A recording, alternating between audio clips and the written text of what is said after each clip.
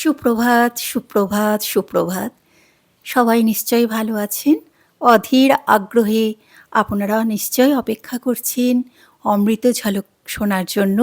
তো আজকের অমৃত ঝলকের একাংশ বলি। ঈশ্বরের নামোচ্চারণ ও মহিমা কীর্তন করতে করতে যার চিত্তে আনন্দধারা অনুক্ষণ প্রবাহিত হয়, সেই ধন্য।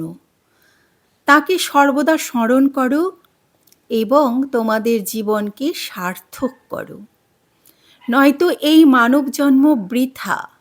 ঠাকুর বলতেন, হে প্রভু, তোমার মায়ায় লক্ষ্যভ্রষ্ট হয়ে তোমার সন্তানেরা মৃতপ্রায়, এদের তোমার সঞ্জীবনী শক্তি দাও, দাও তোমার অমৃত তত্ত্ব।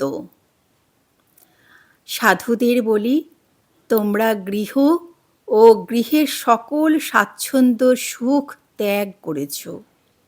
এখন সকল শারীরিক আরাম ভুলে প্রার্থনা জানাও। প্রভু, তুমিই আমার সব, আমার ভরসা ও আমার একমাত্র সম্পদ। ভক্তদের বলি, তোমাদের ভয় নেই, তোমরা সংসারে থাকো, কিন্তু জেনো তিনিই একমাত্র তোমাদের আপনার ধন।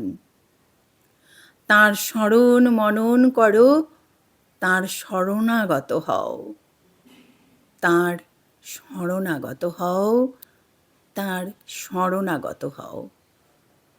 স্বামী ব্রহ্মানন্দের স্মৃতিকথা থেকে এই ছোট্ট অংশটি আমি আপনাদের সামনে তুলে ধরলাম। কেমন লাগলো বলবেন কমেন্টের মাধ্যমে। আজকের মতো আসি, তো আবার ফিরে আসব।